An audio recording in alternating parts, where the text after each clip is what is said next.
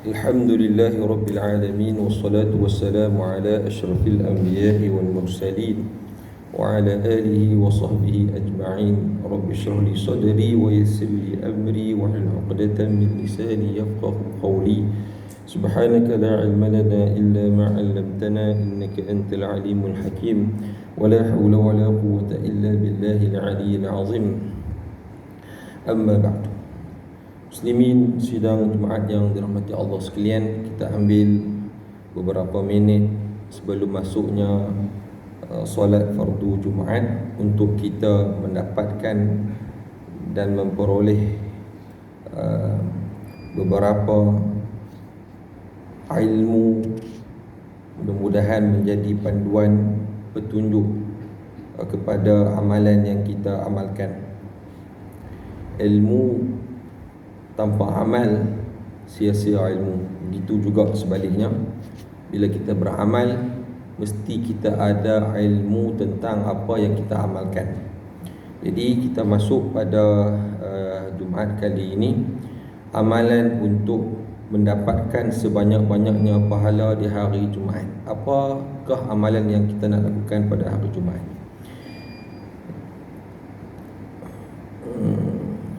Di bawah ini adalah amalan-amalan yang kalau dilakukan akan membuat anda kaya pahala mendadak. Banyak sekali amalan-amalan ini justru ternyata pekerjaan biasa kita tiap hari. Bahkan mungkin yang kita tidak sangka-sangka ternyata itulah sebuah kebaikan dan sumber pahala. Nah, semuanya akan kami sebutkan. Tinggal kita meniatkannya bahawa kita lakukan adalah bahawa yang kita lakukan adalah sebuah usaha mengharapkan kekayaan pahala dari Allah Subhanahu wa taala. Mudah-mudahan kita diberi petunjuk, hidayah dan taufik untuk mampu mengingat, meniatkan dan tentunya mengamalkan. Jadi bila kita dengar, kita simpan, kita berazam untuk kita mengamalkannya. Pertama, membaca surah Al-Kafirun dan Qul Huwallah di solat maghrib dan maghrib malam Jumaat. Makna mula dengan maghrib Jumaat ni. Jadi setiap hari dalam Islam bermula maghrib. Contoh, kalau kita kata hari ni hari Jumaat, mula dia maghrib. Marilah maghrib ikut masa kita, dan sehari habis maghrib lagi. Masuk maghrib, habis hari Jumaat. Masuk malam Sabtu. Sebab tu kita kata malam Sabtu, Jumaat malam Sabtu. Macam tu. Kenapa kita kata malam Sabtu? Sebab memang kita kata sebab dia hari memang dah masuk hari Sabtu dah. Malam maghrib lagi ni. Kalau kita ikut Masihi, kira 12 malam lagi ya. Ada kira malam Jumaat lagi ya. Padahal malam Jumaat malam tadi ni. Baik. An Jabir bin Samurah qala kana an-nabiy sallallahu alaihi wasallam yaqra'u fi salatil maghrib lailatal jumu'ah. Jumu'ah ada boleh 3 cara baca. Jumu'ah pun boleh belakang. Ada 3 cara. Ini disebut al-jumu'ah. Qul ya ayyuhal kafirun wa qul huwallahu ahad. Maknanya waktu maghrib kita solat fardu maghrib berjemaah tu, imam baca rakaat pertama qul ya ayyuhal kafirun untuk rakaat pertama selepas Fatihah, kemudian rakaat yang kedua qul huwallahu ahad. Hadis riwayat Baihaqi dan Ibnu Hibban. Hadis ini direkodkan sebagai hadis hasan. Itu satu.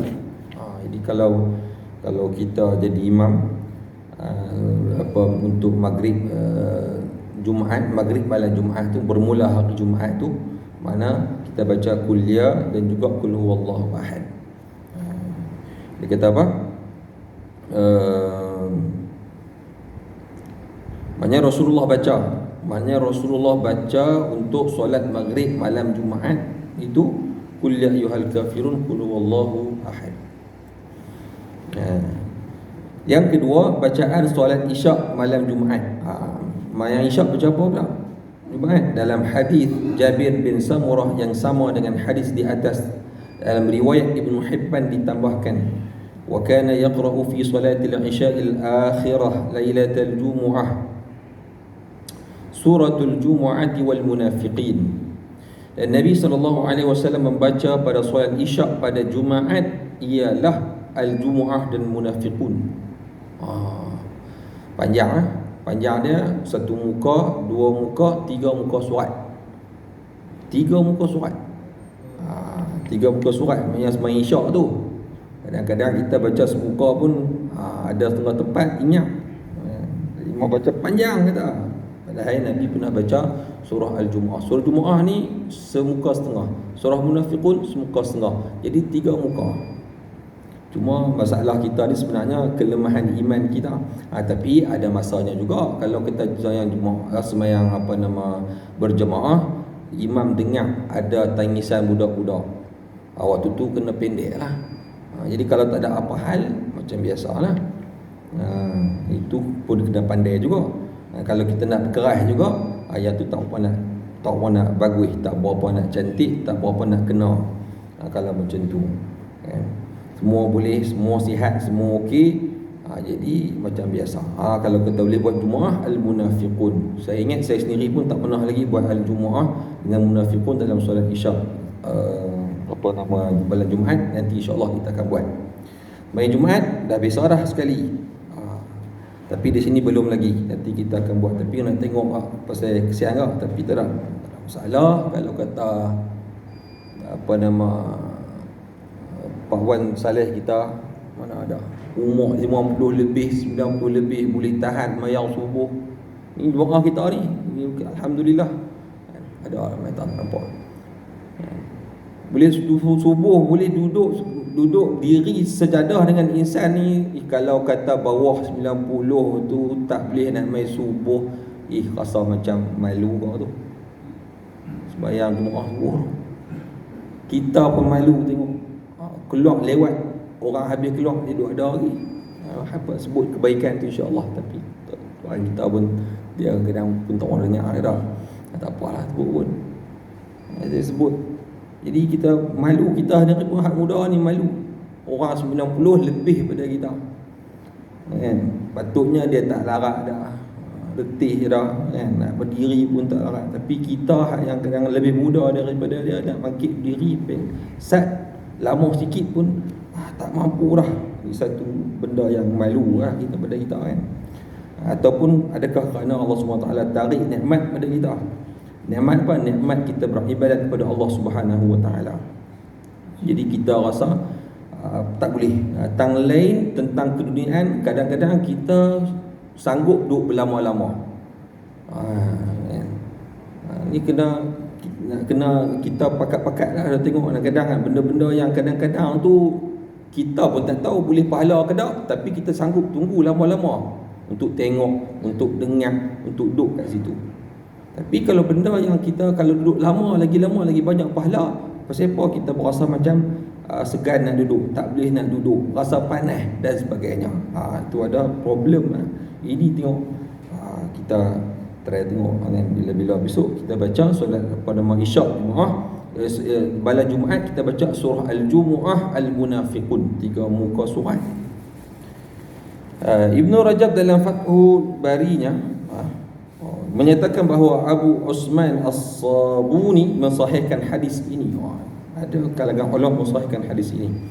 Dan dalam Aunul Ma'bud Al-Aini Bab sebutnya menyatakan bahawa hadis ini diriwayatkan oleh Abu Musa Al-Madini dengan sanad hasan dan disebutkan juga oleh Ibnu Majah dengan sanad sahih tanpa memuat malam Jumaat. Ada yang dikatakan yang dalam ada riwayat mengatakan tak tentu malam Jumaat, kadang-kadang malam yang lain pun kadang-kadang Nabi baca surah Al-Jumu'ah dan surah Al-Munafiqun dalam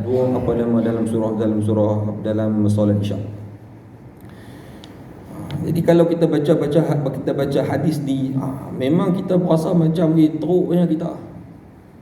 Maknanya kita ni bagaikan langit dan bumi. Nak ikut Nabi ni kita kata jauh daripada panggang daripada Allahu Akbar, Allahu